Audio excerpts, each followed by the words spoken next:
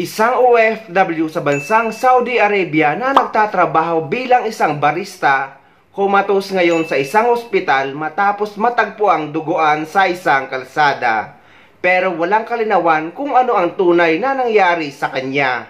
Naghahanap ng kasagutan ng mga kaanak ng isang OFW sa likod ng kanyang sinapit sa Saudi Arabia.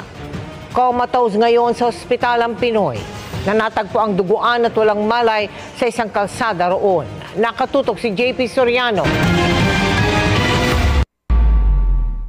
Hindi matanggap ng pamilya ni Jason Calope ang kanyang sinapit sa Saudi Arabia kung saan siya nagtatrabaho bilang barista. Natagpuan si Jason na nakabulagta sa kalsada, di kalayuan sa kanilang tinutuluyang gusali, duguan at walang malay. Dahil sa lakas daw ng palo sa ulo at iba pang bahagi ng katawan, comatose o walang malay si Jason sa isang ospital sa Saudi. Ayon sa kanyang kamag-anak sa Pilipinas, ikinuwento daw sa kanila ng kasamahang OFW ang nakita niya sa CCTV footage ng pangyayari. Nakita daw na tumalon yung kapatid ko. Tumalon kasi nanlaban yung kapatid ko kasi gusto ko mawala. Wala po yung wallet, cellphone niya eh. Tsaka yung malala na tama niya po sa ulo.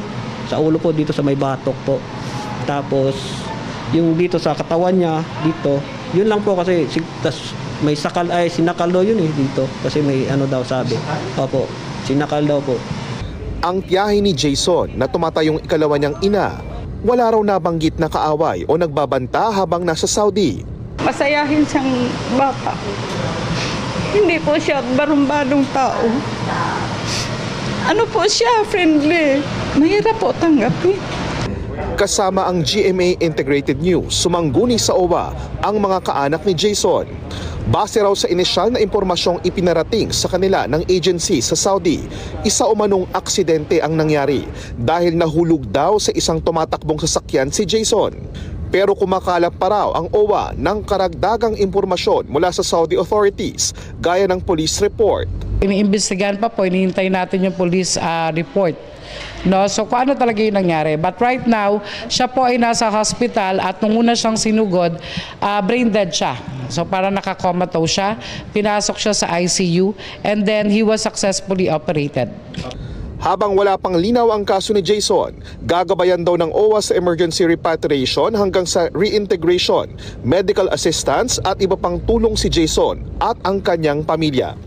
Hindi natin alam ang tunay na nangyari kay kabayan pero yung sinasabi na nahulog siya sa tumatakbong sasakyan ay imposible yung mangyari dahil lahat ng car lift dito sa Middle East ay naka-close window. At hindi yan gagawin ng mga driver dito sa Middle East lalo na't napakahigpit ng batas dito lalo na pagdating sa mga driver.